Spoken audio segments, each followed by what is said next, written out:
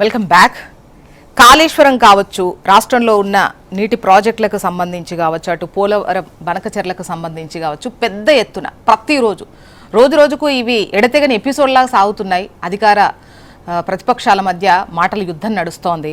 కాళేశ్వరానికి సంబంధించి గత ప్రభుత్వ నిర్ణయాల వల్లే కాళేశ్వరం కూలింది అని చెప్పేసి అటు కాంగ్రెస్ నేతలు అంటుంటే, కాంగ్రెస్ది నేరపూరిత నిర్లక్ష్యం అని చెప్పేసి ఇటు బీఆర్ఎస్ నేతలు అంటున్నారు. మరోవైపు నిన్న సుప్రీంలో పోలవరం బనకచెర్లకు సంబంధించి తెలంగాణ వేసినటువంటి పిటిషన్ను సుప్రీం తిరస్కరించిన విషయం తెలిసిందే. ముందు ఆ పిటిషన్లో ఉన్నటువంటి లోపాలను సవరించుకోవాలి అని చెప్పినటువంటి క్రమంలో మరొక విషయం ఏంటంటే, నీళ్లు ఇవ్వడానికి సంబంధించి రైతుల పంటలకు సంబంధించి అంటే సీఎం గారు ఒక ప్రెస్ మీట్లో మాట్లాడినటువంటి అంశానికి సంబంధించి కూడా రాజకీయంగా పలు విమర్శలు వస్తున్నటువంటి క్రమం మనం చూస్తున్నాం. నీళ్ళెలా అని అడిగినటువంటి క్రమంలో రక్తం జల్లితే పంటలు వండుతాయి అన్నటువంటి వర్షన్ మాట్లాడారు కదా. సో దానికి సంబంధించి కూడా అటు నిన్న బీఆర్ఎస్ నేతలు కాస్త ఆందోళన వ్యక్తం చేస్తూ నిన్న నిరసన వ్యక్తం చేసినటువంటి పరిస్థితి చూసాం. రక్తపు బాటిల్స్తో వెళ్ళేటువంటి ప్రయత్నం చేశారు, పోలీసులు వాళ్ళను అడ్డుకున్నారు. మరి మాట్లాడదాం, అసలు ఏంటి తెలంగాణలో ఈ నీటి పంచాయతీ అనేది మాట్లాడదాం. గెస్టులు సిద్ధంగా ఉన్నారు. బీజేపీ సీనియర్ నాయకులు విఠల్ గారు. నమస్తే అండి విఠల్ గారు, welcome to the debate. Good morning అండి.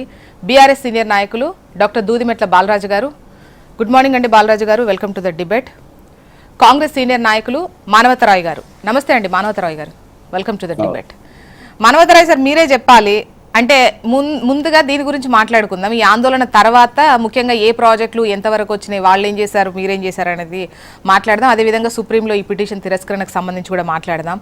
ఎందుకు అంటే ఇప్పుడు ఆందోళన చేస్తూ ఉంటారు ప్రతిపక్షాలు అన్నప్పుడు, డెఫినెట్గా ఆందోళన చేస్తాయి. ఇప్పుడు నీటి పంచాయతీ నడుస్తోంది, వాళ్ళ రక్తం జల్లితే చాలు పంటలు వండుతాయి అనడానికి ఎందుకు సీఎం సార్ అట్లా మాట్లాడుతున్నారు?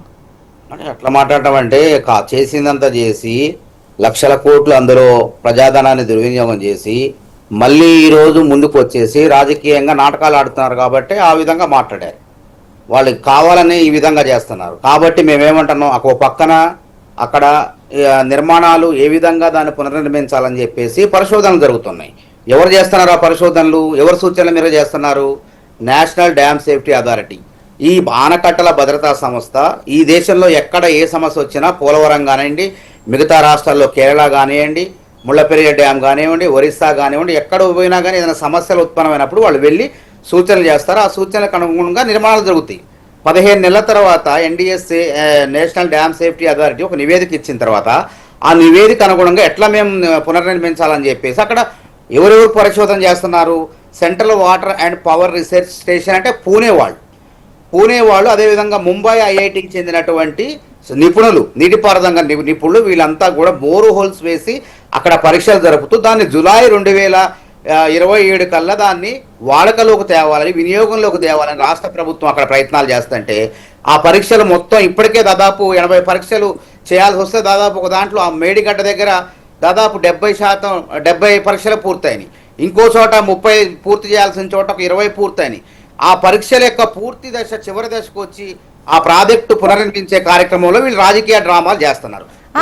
సార్, ఇవి వాళ్ళు విమర్శిస్తున్నారు, సమాధానం చెప్తున్నారు, లేదంటే మీరు గత ప్రభుత్వం పైన విమర్శిస్తున్నారు, వాళ్ళు ఆ లెక్కలు చెప్తున్నారు.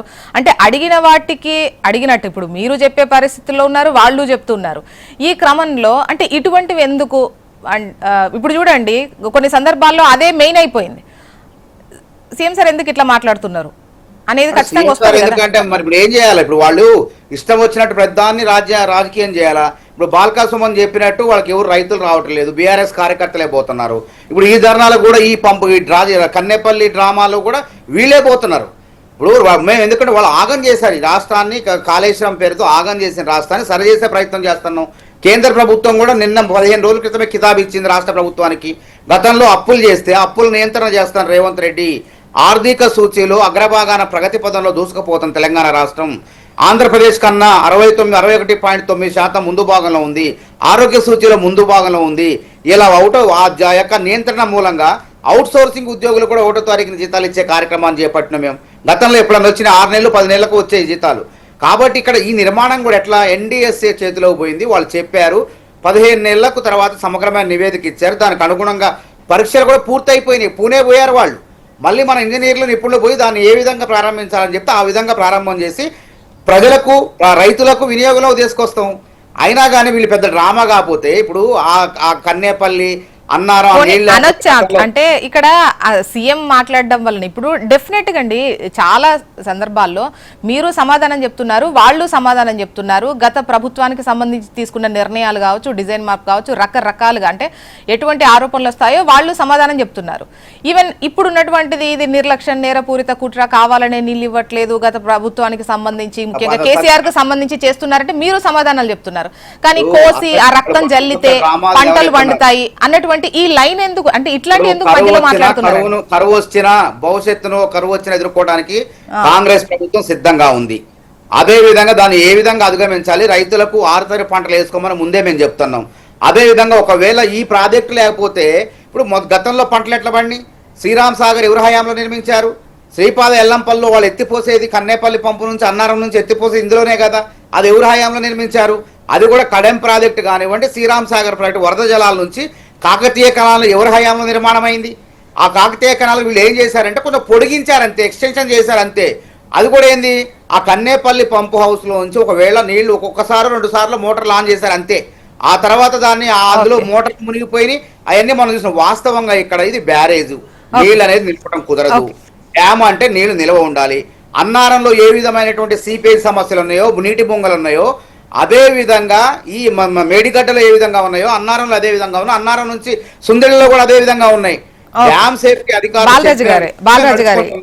కాబట్టి నీళ్లను కన్నేపల్లి పంపు అవుతుంది అన్నారంలో నింపితే అవి కొట్టుకపోతాయి, ప్రమాదం ఉందని వాళ్ళు చెప్పారు. కాబట్టి కేంద్ర ప్రభుత్వం రాజ్యాంగబద్ధ సంస్థ చెప్పింది కాబట్టి దాని ప్రకారం పరిశోధనలు చేసి దాన్ని మరమ్మతులు చేసేందుకు సిద్ధమవుతుంది రాష్ట్ర ప్రభుత్వం.